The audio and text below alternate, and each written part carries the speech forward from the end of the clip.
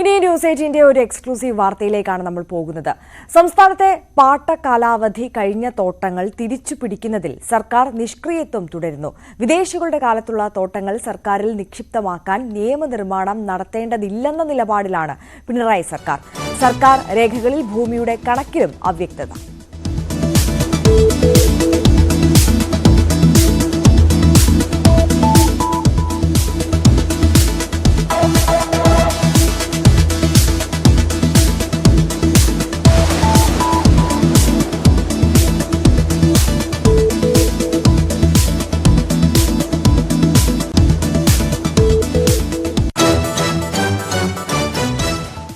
വിദേശികളും ജന്മിമാരും 1947 മുമ്പ് പാട്ടത്തിന് നൽകിയ ഭൂമിയാണ് സർക്കാരിന് തിരിച്ചുപിടിക്കാൻ കഴിയാതെ വരുന്നത്. സ്വാതന്ത്ര്യലബ്ധിക്ക് ശേഷം സർക്കാരിൽ നിക്ഷിപ്തമാകേണ്ട ഭൂമിയാണിപ്പോഴും സ്വകാര്യ കമ്പനികളുടെ കൈവശത്തിലുള്ളത്.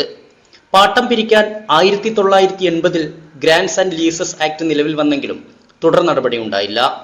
നിയമനിർമ്മാണം നടത്തി ഭൂമി പൂർണ്ണമായും കണ്ടുകെട്ടാനും സർക്കാരിന് താൽപ്പര്യമില്ല.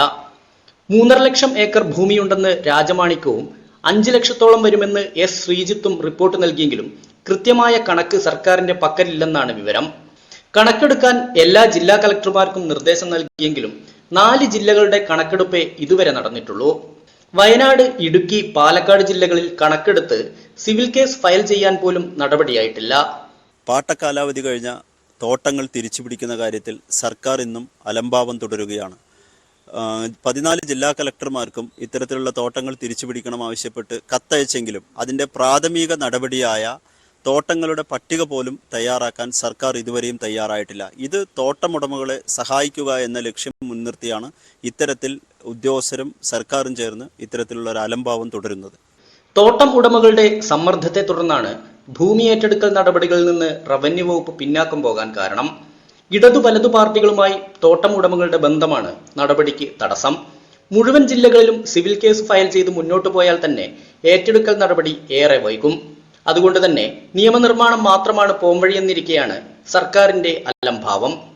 പാട്ടക്കാലാവധി കഴിഞ്ഞ തോട്ടങ്ങളുടെ ഒരു പട്ടിക തയ്യാറാക്കാൻ പോലും റവന്യൂ വകുപ്പ് അമാന്തം കാണിക്കുന്നത് എന്തുകൊണ്ടാണ്? ഉത്തരം ലളിതമാണ്. കുത്തകകളെ പരമാവധി സഹായിക്കുക എന്നുള്ള സർക്കാർ നീക്കത്തിന്റെ ഭാഗം തന്നെ. S Vinesh Kumar, news 18, Palakkad. ഇനിയും